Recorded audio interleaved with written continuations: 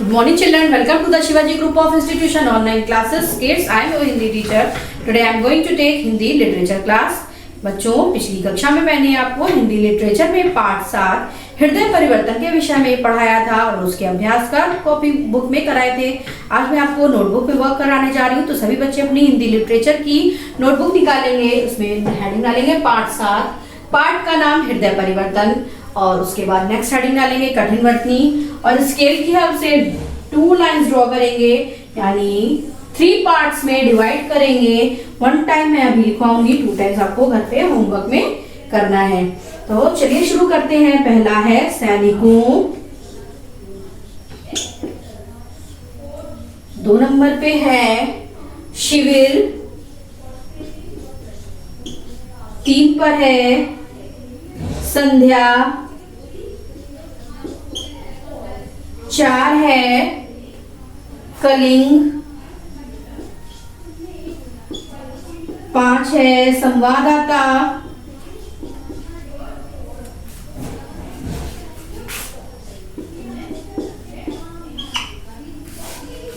6 है प्रसन्नता पूर्वक,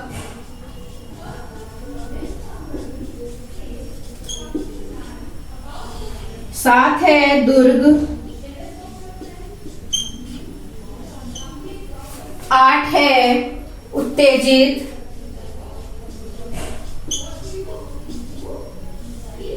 9 है सेनापति, 10 है संचालन,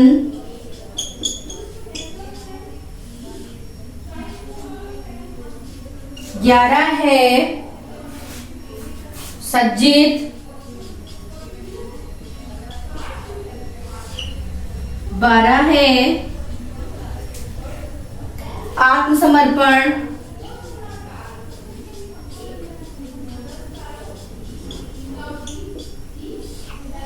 ये आपके 12 है और मैं आपको लिखवा रही हूं।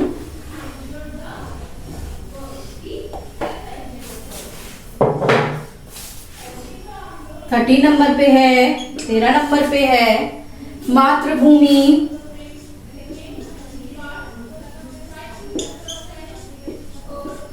14 नंबर पे है वीरांगना,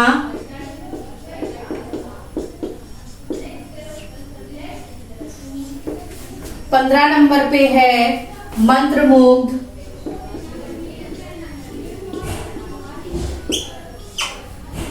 16 नंबर पे है पूर्णाहुति,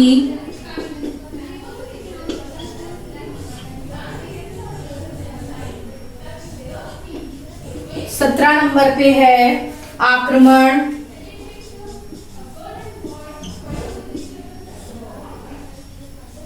18 नंबर पे है प्रतिज्ञा, 19 नंबर पे है निहत्थु,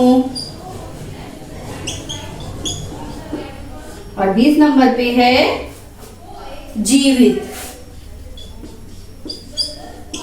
तो ये आपके 20 जो हैं कठिन वर्तनी है जो कंप्लीट हो गई हैं। अब मैं आपको इसके आगे शब्दार्थ कराने जा रही हूँ, तो सभी बच्चे उसके बाद हेडिंग डालेंगे शब्द अर्थ,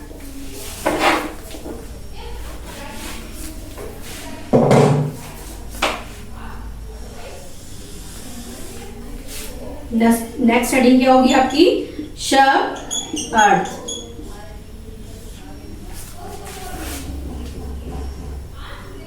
पहला है शब्द अर्थ शपथ, इसका अर्थ है सौगंध, शपथ का अर्थ है सौगंध। दूसरा है प्रण, इसका अर्थ है प्रतिज्ञा। तीसरा है फाटक, इसका अर्थ है दरवाजा।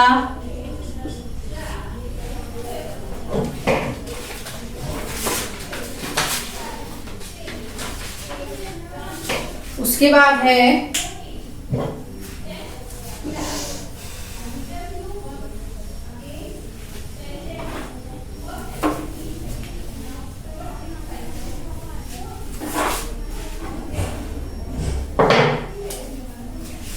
नंबर 4 वीरांगना, इसका अर्थ है वीर स्त्री।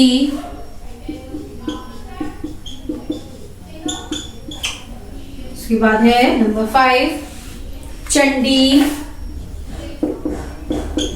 इसका अर्थ है दुर्गा। उसके बाद है नंबर 6 वध करना,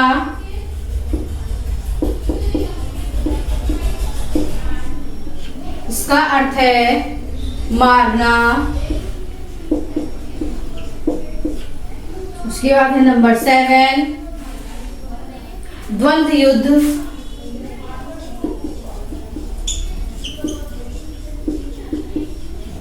द्वंद्व युद्ध, इसका अर्थ है दो व्यक्तियों का युद्ध, दो व्यक्तियों का युद्ध।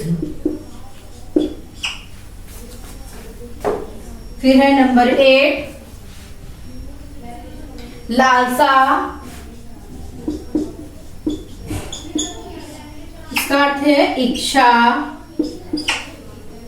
फिर है नंबर 9 भीषण, भीषण, इसका अर्थ है भयंकर। फिर है नंबर 10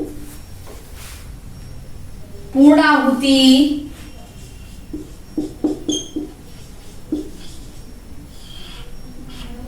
इसका अर्थ है समाप्ति।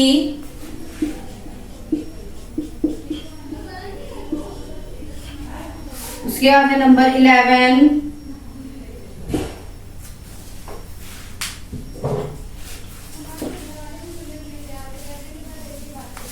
नत, इसका अर्थ है झुका।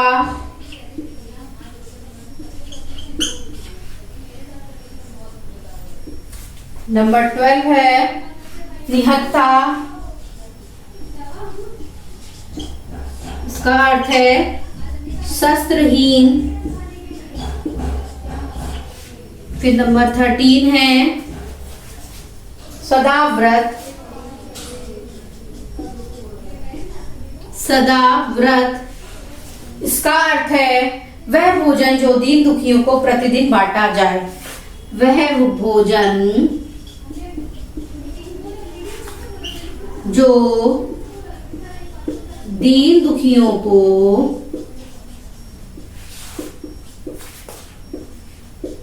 प्रतिदिन बांटा जाए। तो ये आपके शब्द अर्थ पूरे हो गए हैं। अब मैं आपको मौखिक अभिव्यक्ति के प्रश्न उत्तर कराने जा रही हूं।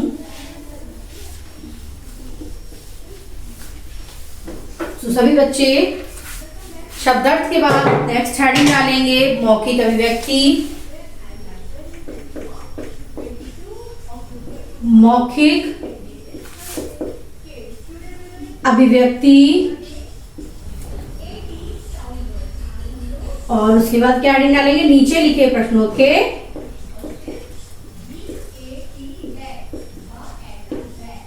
नीचे लिखे प्रश्नों के उत्तर लिखिए। ये दोनों हेडिंग डालेंगे और उसके बाद लिखना शुरू करेंगे। प्रश्न का है अशोक कहाँ का शासक था? अशोक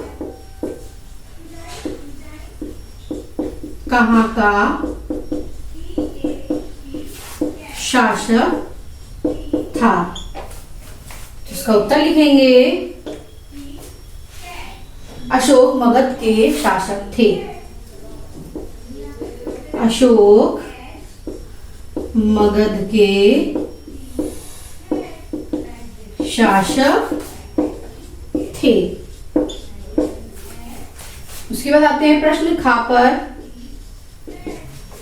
प्रश्न खा है युद्ध कितने समय से जारी था? युद्ध कितने समय से जारी था। तो इसका उत्तर लिखेंगे युद्ध 4 साल से जारी था। युद्ध 4 साल से जारी था। फिर है प्रश्न का, अशोक क्या देखकर चकित रह गए। अशोक क्या देखकर चकित रह गए। का उत्तर लिखेंगे अशोक शस्त्र सज्जित स्त्रियों की विशाल सेना को शस्त्र सज्जित स्त्रियों की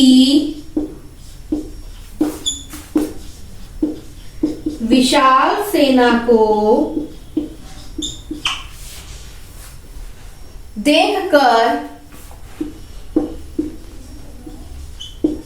अशोक चकित रह गए। ये आपके मौखिक अभिव्यक्ति के प्रश्न उत्तर हैं जो पूरे हो गए हैं। अब मैं आपको लिखित अभिव्यक्ति का एक प्रश्न कराऊंगी। इसी के नीचे आप नेक्स्ट हेडिंग डालेंगे लिखित अभिव्यक्ति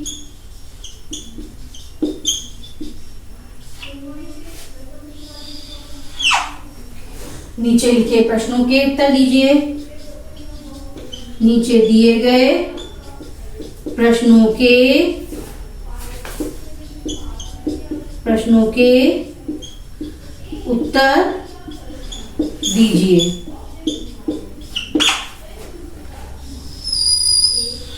प्रश्न का है, पद्मा कौन थी। पद्मा कौन थी। तो इसका उत्तर लिखेंगे पद्मा कलिंग महाराज की कन्या थी। पद्मा कलिंग महाराज की कन्या थी। तो बच्चों आपका मैंने आज लिखित अभिव्यक्ति के प्रश्न 1 तक करा दिया है। अब मैं आपको आगे का कार्य मैं अगली कक्षा में कराऊंगी। आज के लिए इतना ही। आपको होमवर्क में कठिन पठनी 2 टाइम्स लिखनी है, तो सुंदर हैंडराइटिंग में वह कंप्लीट करिएगा। धन्यवाद। आपका दिन शुभ हो।